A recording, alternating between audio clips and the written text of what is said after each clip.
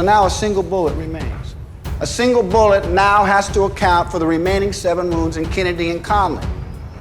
But rather than admit to a conspiracy or investigate further, the Warren Commission chose to endorse the theory put forth by an ambitious junior counselor, Arlen Specter, one of the grossest lies ever forced on the American people. I show you how deep the rabbit hole goes. Like you, be strong to hold the powers of the sun. Listen to Pavarotti. Can I be your superhero?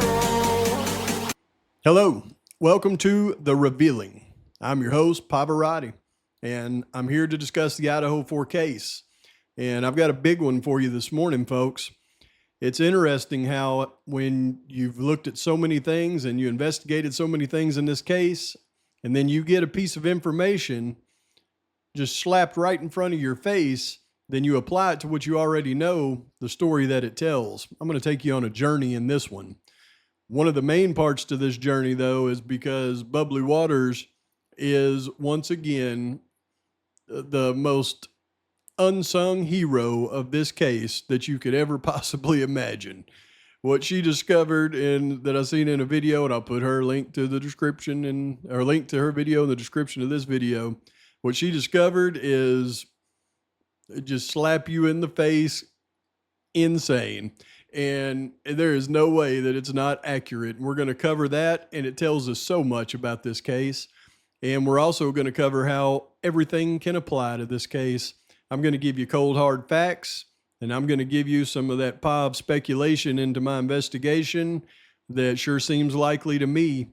So once again, you better hold on to your teeth if the falsies are in, or else you'll be gumming down the food. Let's roll. So Bubbly discovered this in the Latah County Jail inmate roster, and I told y'all that before this thing gets to trial, they're going to get anybody that is going to be their confidential informants in this case rounded up, especially the ones that are consistent users. They're going to get them rounded up a little bit before trial because they want them clean before trial. And the only way they're going to be clean is if they have them under their thumb in the county jail where they can't use. That way, when trial starts, when they need them, they're going to be fresh off of substances. And you can see like Mr. Farley sitting there right now. He was picked up just like we predicted.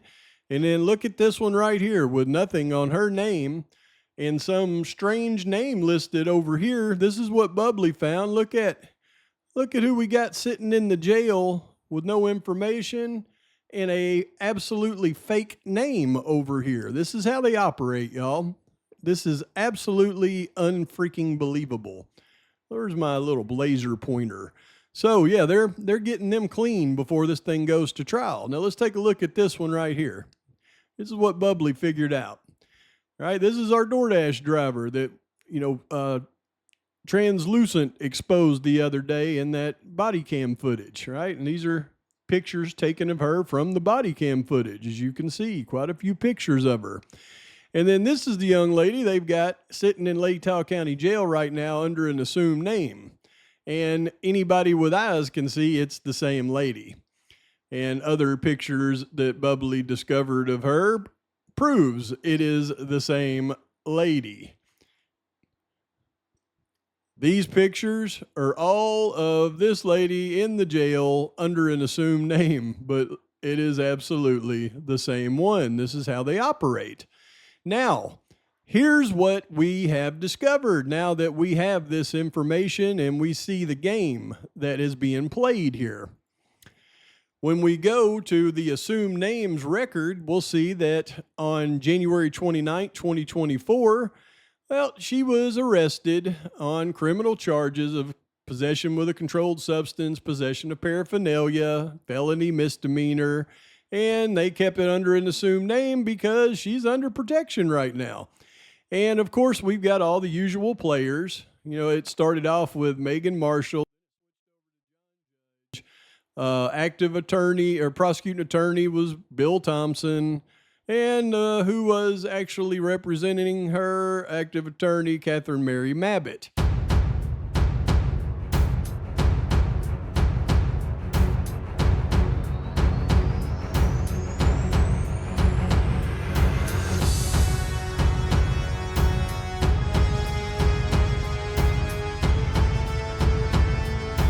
But anyway, we got Kathy Mabbitt, Bill Thompson, Megan Marsh. Let's see here. But that was in January of 2024. So assumed name. They got her in there now, cleaning her up right before trial. Well, what does this tell us? Well, when we start to associate her with people that we've talked about in the past, for example, one of my main suspects, remember y'all, my three main suspects were always Farley, Curtis, Leonard, and Slocum. But, well, I'm going to go back to this is from an old video that I did with the slides on when I named Leonard here as one of the suspects because he had all the red flags. Law enforcement, media threats to back off on him, the parents' connection to the drug world, and that goes through Farley, COPACA, Rule 11 plea agreement, mandatory polygraph test. And as we go through and look at some of the information that I'd pulled on him, and this was police this week even said this week they would threaten internet sleuths with criminal charges if they engaged in harassment fueled by the spreading of misinformation about Mr. Leonard here.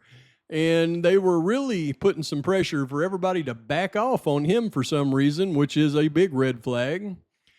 And then when we start to look at associations, we've got our Doordash driver who actually turns out lives in the trailer park south of Wassankari Construction. And we know that her husband was unalived in the trailer park right just next to Curtis Leonard where he lives. And then we've got the Farley connection right here with Germer Construction here and Germer Construction here. So, and then you add the narcotics and we got us a triangle going right here.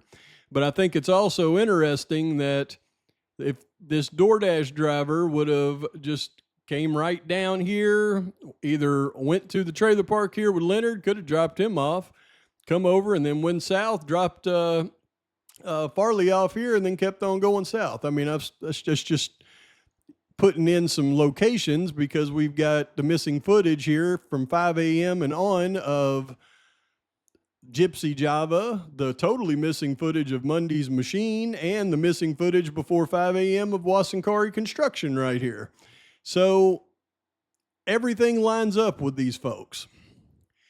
And then we've got, our construction guys. He worked for Cedar Ridge. He worked for Germer. I'm not so sure he wasn't doing some work for Cedar Ridge here recently. Look at their shirts. And we know that Leonard was obviously having substance abuse issues because one of his requirements was to continue treatment for substance abuse disorder and mental health disorder. So, and when we dug up exactly where Leonard worked, it was just a little over a half a mile from where Farley lived. So we can absolutely tie these two with the narcotics world. But then there's this, and it looks like it's a real possibility now that this car that was caught on camera at 3:45 was more than likely the Doordash driver.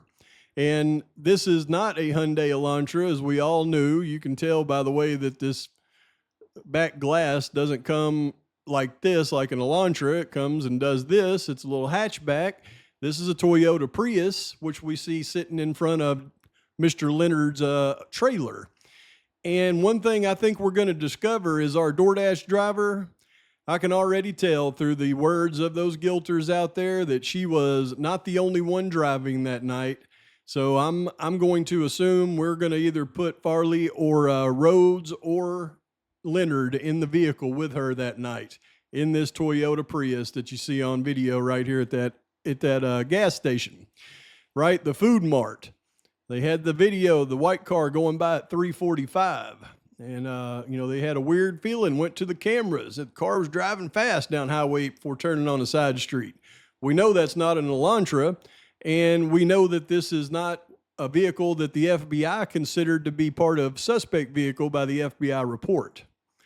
And the FBI report, when you take this vehicle right here at 345 and you go over here to Taylor Avenue by the King Road residence at 359 when the Doordash was reported delivered, well, you can see that's about 14 minutes between when this vehicle was seen and this vehicle made a delivery. The FBI report during that time shows 16 minutes of headlights on trees between 340 and 356. So if this was one of the vehicles coming up this way, then the only way that they could have identified it would have been a headlight on a tree, and it could have certainly happened in the midst of suspect vehicles' movements. But because of the FBI report of the suspect vehicle's movements, they're going to try to rule this vehicle out as one of these vehicles because of the FBI report, and I'll show you. So when we go to the FBI report, remember that vehicle was seen at 345 at that gas station, and starting at 340 and 24 seconds, this is the last time that they actually laid eyes on suspect vehicle 1 when it turned west onto Queen Road, heading north onto King Road. It was the last time they could identify a vehicle on camera footage, because from 341, we got headlights on trees. 343, vehicle headlights on trees. 345, headlights are seen on going north on Walenta. Now, this is when the vehicle would have been caught on the gas station cam, so that's how they're going to try to eliminate it as possibly being one of the suspect vehicles. But 347, again, we just got headlights. 348, vehicle matching the description turns east onto Paradise Drive from Ridge Road. Reflection of headlights indicate the vehicle may have made a U-turn. May have made a U-turn. Headlights are seen traveling north. Headlights are seen traveling south. Headlights are seen. Headlights are seen.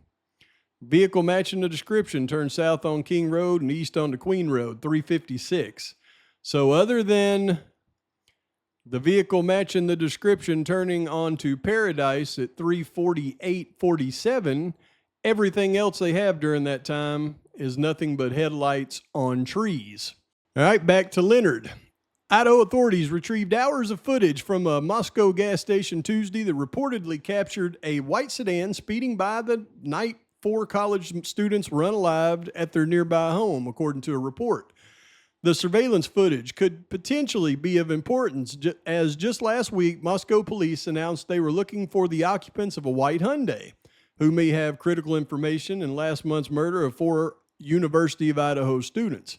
An overnight assistant manager at the gas station told Fox News she's been analyzing the tapes during her downtime and claims she saw a white sedan whiz by around 3:45 a.m. on November 13th. The employee, who requested her name be withheld for her safety while the killers remained on the loose, said on Monday night she spotted the car and emailed a screenshot to a police tip address. On December 6, 2022, he drank a half bottle of gin at his home in Moscow while his wife, their 2 daughters, her oldest daughter's boyfriend, and his grandchildren were also seen there in the evening. He allegedly beat his wife and their younger daughter and slashed himself with a knife, it said in a news report on December 6th. Then we have this obscure post about Leonard. Don't know if I should post this, but I'm originally from Moscow and most of my family still lives there. Yesterday, someone I know that still lives there called me and told me that they had just spoken with the police. Long story short, he works with a guy who had for months been wearing a hunting knife to work on his belt and was asked not to bring it to work anymore. And the guy made a big deal about it, refused, and continued to wear it to work. Then, after the unalivings, he no longer wore the knife to work.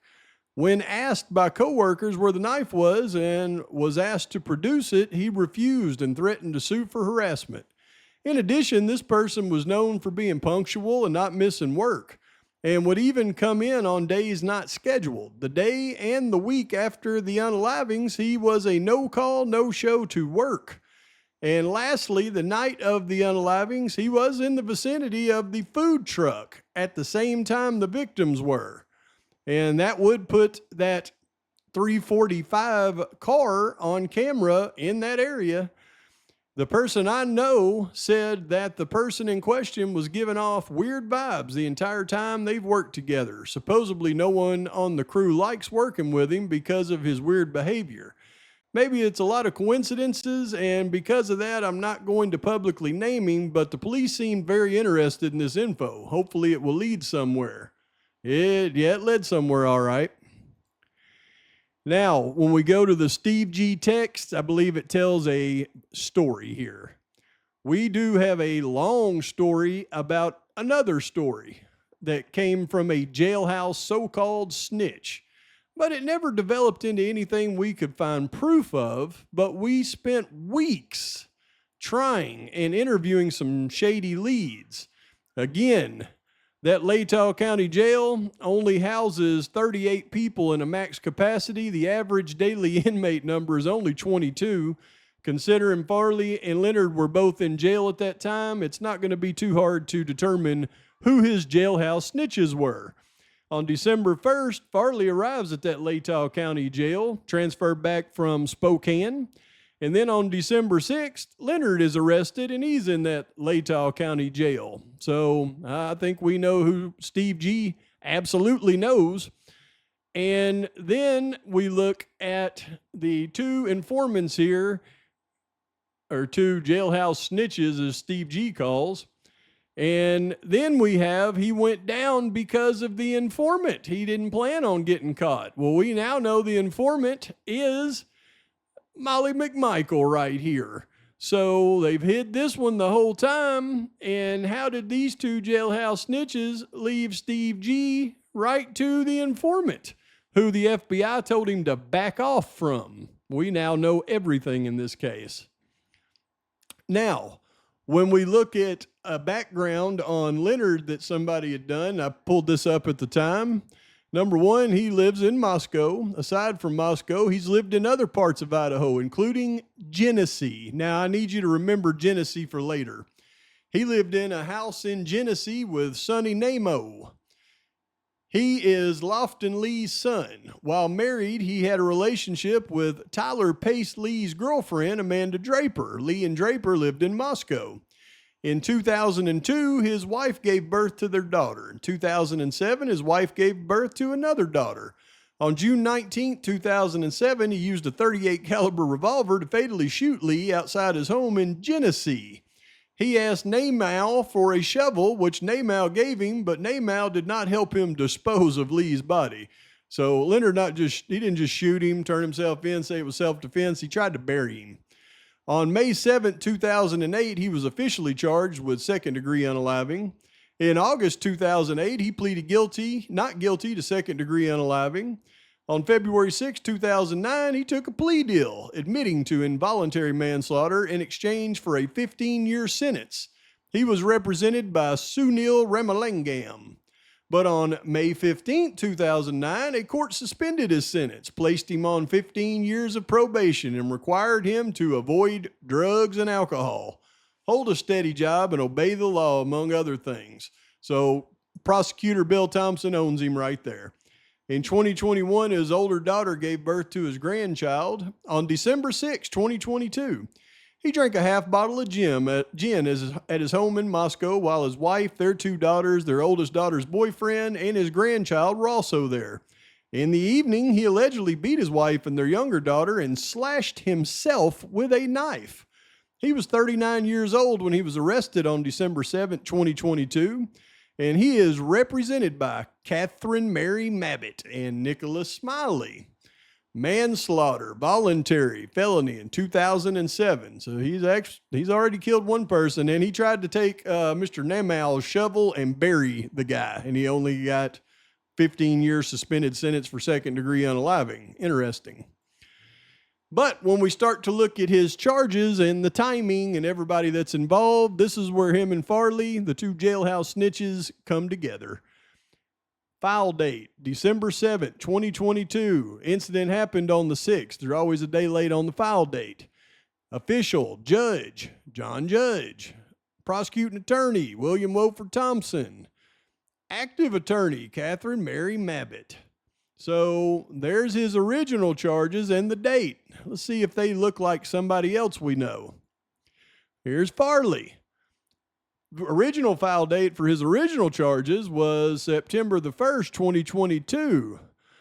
John Judge, judicial officer. Bill Thompson, prosecutor. Kathy Mabbitt, lawyer. Everything's exactly the same, just change the dates. Now, he was charged with Leonard, battery domestic violence with traumatic injury felony, strangulation felony, battery misdemeanor, injury to a child felony. They had him on a $100,000 bond. So, they really thought, this was a danger to society right here. Let's see. Now, Farley, before he was furloughed, then absconded because they didn't give him a bond. They just let him out to go visit a sick relative, and he never came back till after the unalivings.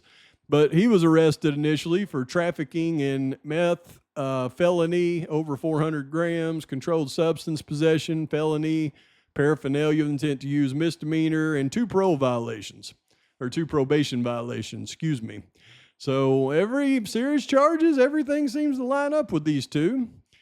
And then we go to Leonard. Let's see what happened on the dates with Leonard. December 15th, preliminary hearing. He had a preliminary hearing the exact same day Farley did. Even though Farley's charges were back in September, he was furloughed, brought back on the 1st. They bring him in on the 6th, but they have the preliminary hearing the same day.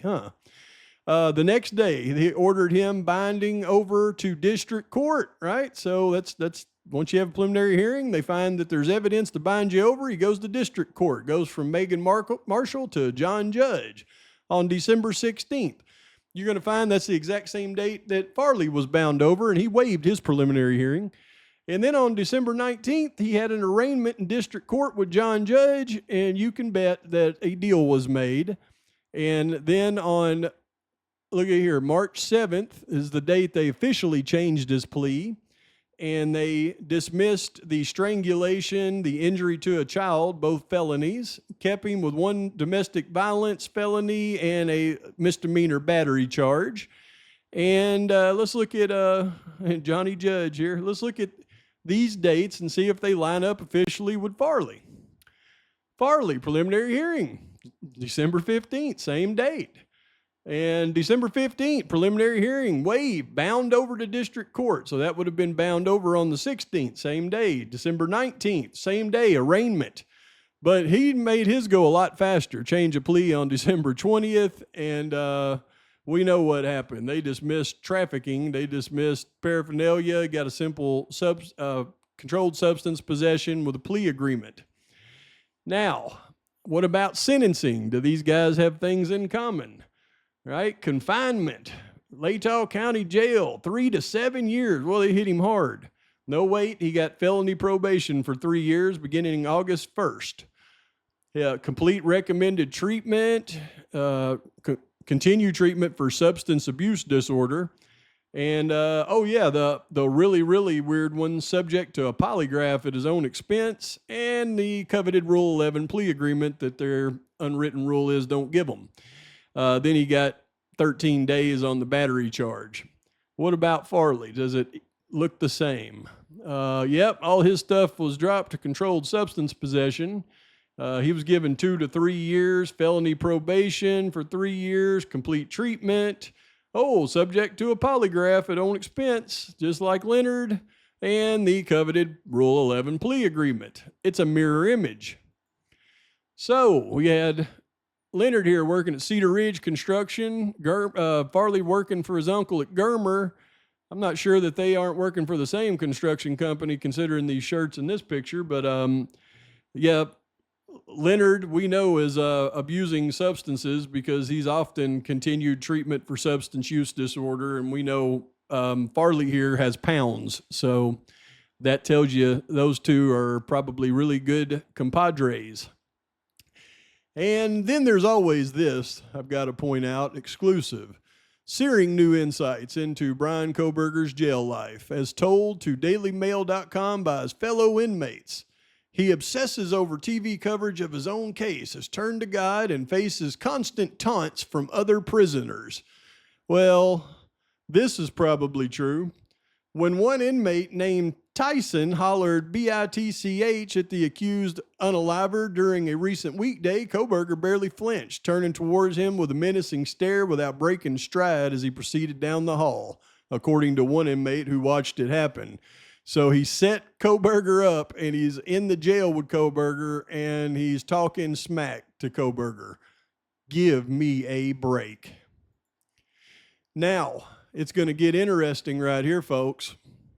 These are all now, along with other co-conspirators, but these are all now suspects of POV. And I still got Slocum over here. I just don't have him in the picture. But official suspect for POV right now is none other than Miss DM in a conspiratorial role, in my humble opinion.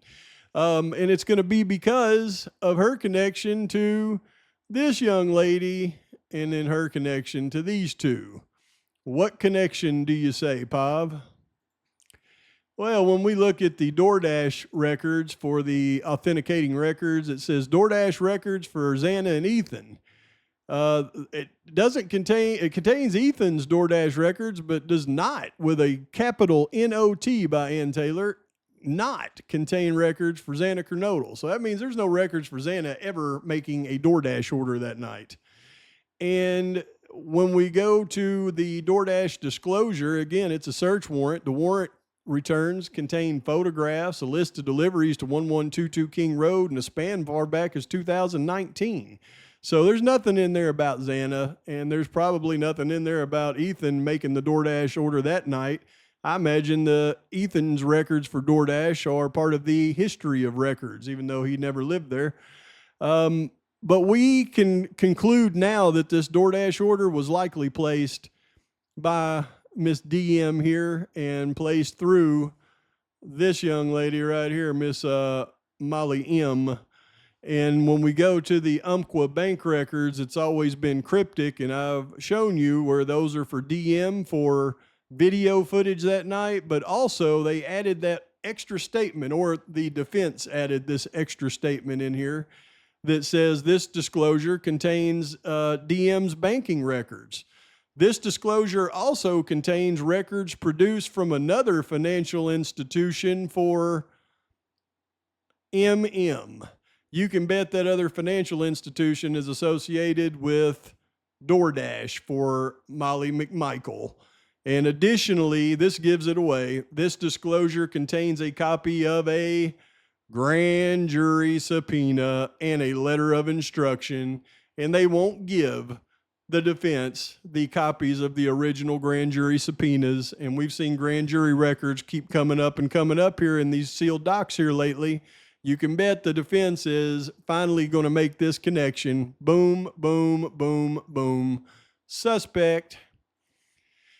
Now, it's not going to take a genius to figure out that, and I can tell this already just from listening to some of the super guilters out there, that they're going to say that Miss Molly here is going to testify that she saw Bryan that night. She's also going to testify that she knows Bryan.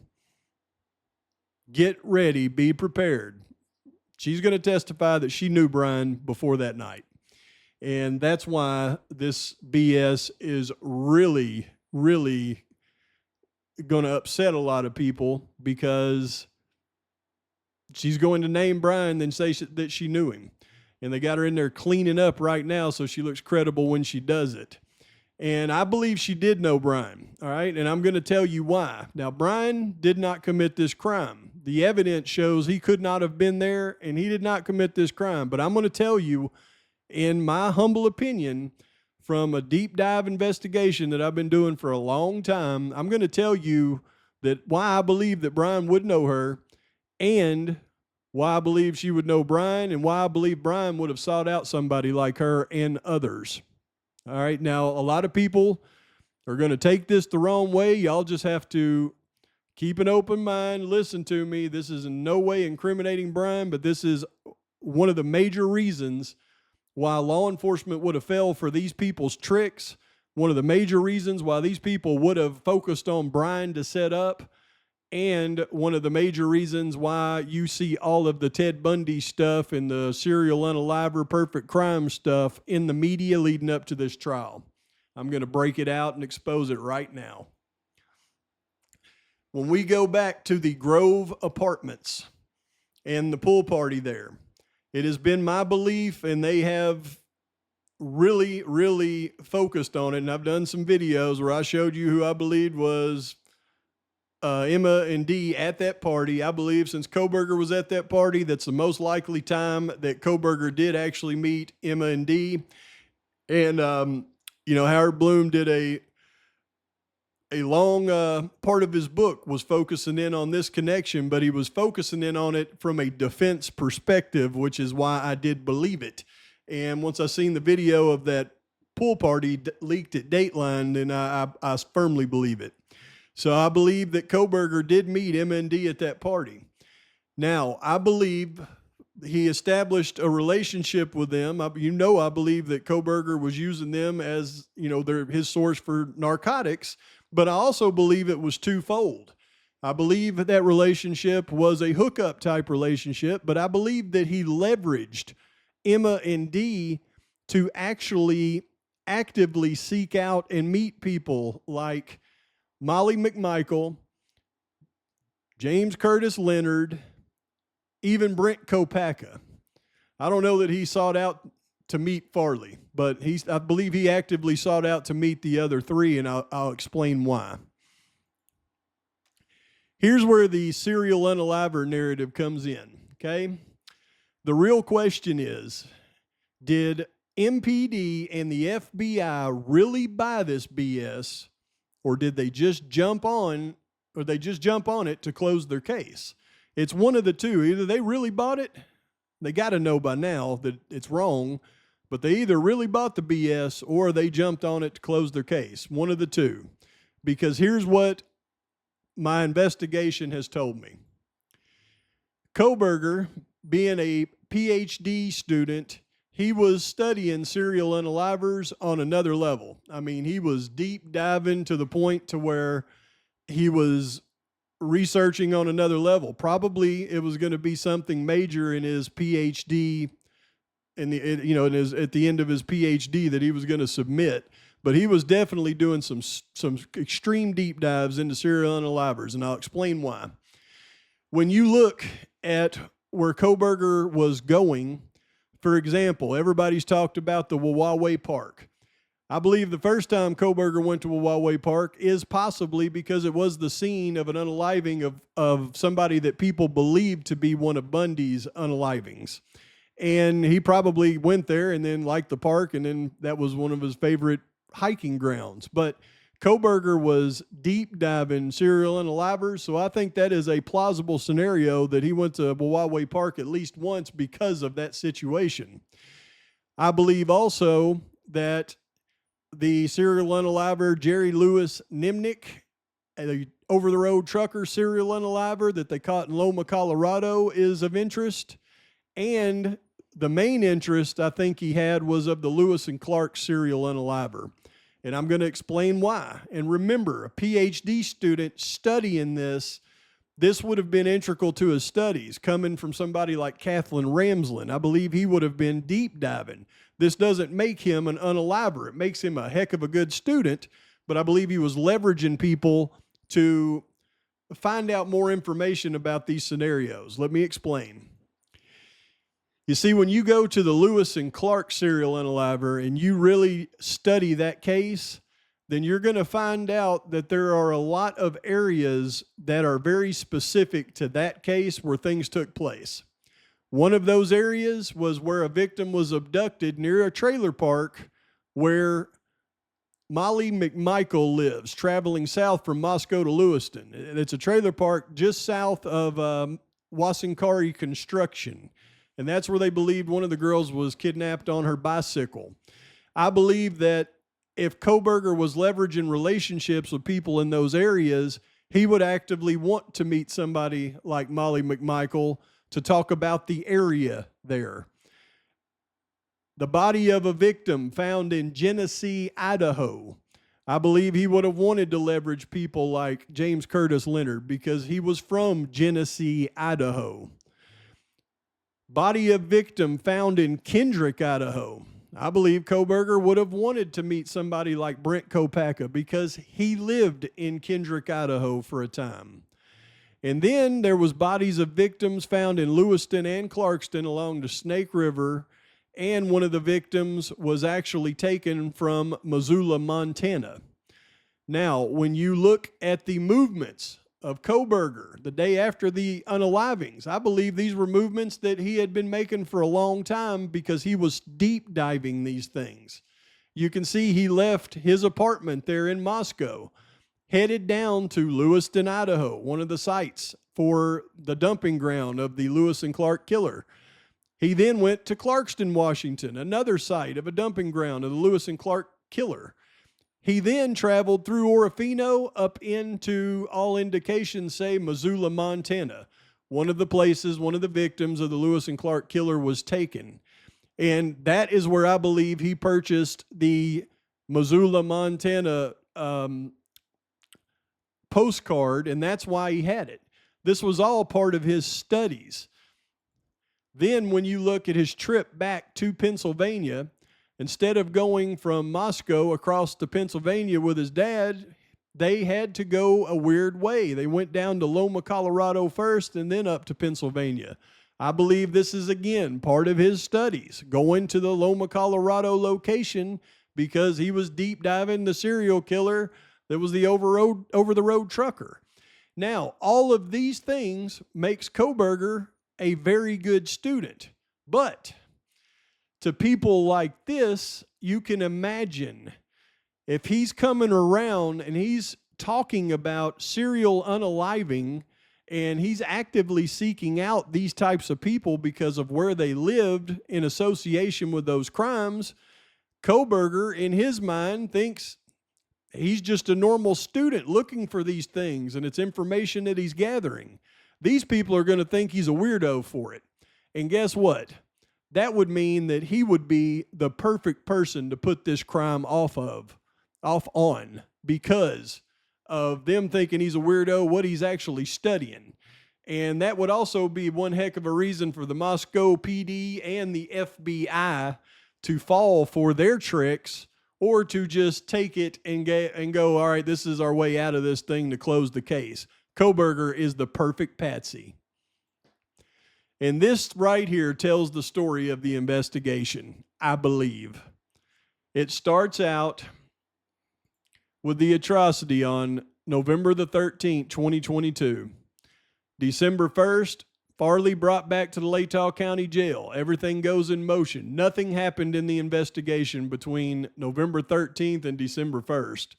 But then on December 5th, they closed the warrant for Umpqua Bank and sealed it for DM and her connection to the Doordash.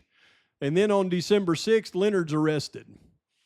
December 6th, Mowry files for Doordash warrant on the very same day. December 10th, the FBI takes back the DNA sample from Othram to do whatever they were going to do with it. December 12th, that white car is spotted at the gas station. December 14th, Kohberger is unalive during the issue of a search warrant. The very next day, Kelly Farley is put up in the hotel by law enforcement. December 15th, FBI scrambles Cessna to locate Bryan and his father traveling back. December 15th, 2 traffic stops made to look like drug interdiction stops, trying to slow them down to give the Cessna time to catch up with them. December 15th, both Farley and Leonard are bound over for district court in a very fast manner. December 19th, the FBI provides the tip to Moscow PD. Farley and Leonard are arraigned. That is the real timeline of this investigation. Now, folks, I always go where the evidence leads me. And I know a lot of people are going to say, oh, Kohberger, he couldn't have been connected with those people. But I think you got to open your eyes to some things. Number one, Kohberger's DNA was never on that knife sheath. They didn't find Kohberger's DNA through some IgG. They found Kohberger through people talking. Now we know, beyond a shadow of a doubt, through this Doordash driver leak, that she was one of the people that told them about Bryan. I mean, it's out in the open now. And here's what you got to understand. The defense, see, they're not attacking whether that's Bryan Kohberger's DNA on the knife sheath. They've never really attacked that. They're going to attack the chain of custody. That's how they're going to attack the DNA on the knife sheath. They're going to hit on transfer, but they're going to attack the chain of custody and create doubt there because they know it's not his DNA on the knife sheath. But they've also stated in many documents that that knife sheath was placed there by somebody, whether it was law enforcement or whether it was one of the assailants. They've never specified. It's always been my assumption that it was by one of the assailants. Now, I do, I don't know which one, whether they did it themselves or they gave it to Gundy and he slipped it in there. That's my suspicion. But they've always suggested that that sheath was planted there. Well, the only way that they could make a case for somebody planting a sheath to try to frame Bryan Kohberger is if there was some type of connection between Kohberger and the assailants that they're naming as the alternative perpetrators. It's the only way that would make sense. They would never be dumb enough to suggest that somebody planted Kohberger's knife sheath at a crime scene that Kohberger had absolutely no connection to. So you got to keep your eyes and ears open for all the things in this case. And I believe, and I've been working on that Lewis and Clark and all that other stuff. I mean, I've been working on that for a long time because I know that the prosecution is actually going to go into this trial now with the Ted Bundy narrative. So looking at it from that point of view, listening to the things that I hear Steve G say, like he mentioned the Lewis and Clark killer one time. Well, once he did that, I had to do a deep dive on the Lewis and Clark killer case. And then all those locations started to pop up. Then when I see the people that are associated with those same locations, it's clear to me Kohberger was seeking those people out because he was doing his own private investigation into things like the Lewis and Clark killer, trying to understand that stuff, because that seems to be what he does, is he tries to do a deep dive and understand things. And that's what I've taken about Kohberger. Not that he's a psycho serial unaliver, that he is a very dedicated student.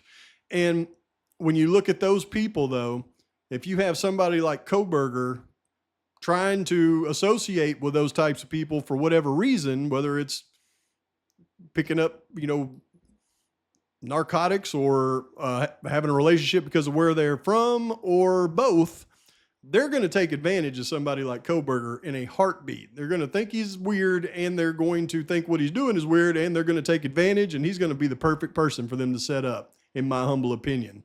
Now, I know I did a lot of speculating in this, but I'm giving you my true thoughts on this thing from the things that I've looked at in this investigation. And I've been looking at so much here lately. I mean, I'm working, talking to Mark B quite often. He's keeping me straight on things because I go, man, Mark, I think this car is this car. He's like, no, look at the headlight patterns on this. So he's keeping me straight. And you can't imagine how much detail we're going in. But one thing that I want to point out, because I did put this together, just trying to understand all these cars on Linda Lane and the differences in them. And just between 2 a.m. and 5 a.m., when you look at the amount of cars that passed just the Linda Lane camera there at 1320, I mean, it's absolutely mind-blowing. Look at this. This is not even all of them. I left some of them out. I mean, but from 210, I believe there was one or two more in between 210 and 237. And I've been trying to go through and just understand the differences in these vehicles. But look how many vehicles was going back and forth across 1320 Linda Lane from 210 to 501. I mean, it's unbelievable. And this thing is going to be solved down to the final details before we're done. So please go and show love to Mark B's channel. I mean, he is a huge help, and he is a very sharp individual. And of course, please go and show love to the unbelievable Bubbly Waters, who is an expert in pick and fly shit out of black pepper. And also, please go and show love to my favorite content creator, True Crime Design. She informed me that she had actually purchased 800 pages of the Aryan family court information and all the investigation information, and she's going to be providing that to everybody to be able to tear apart And I'm like a kid in a candy store waiting on that. So, I mean, these are some awesome individuals, and y'all are awesome as well. And thank you for watching, and please like and subscribe to the channel. Post your comments, thoughts, criticisms, and until next time, Pavarotti is out. Oh, gonna give it a shot. Only one of me to shield you all from the enemy.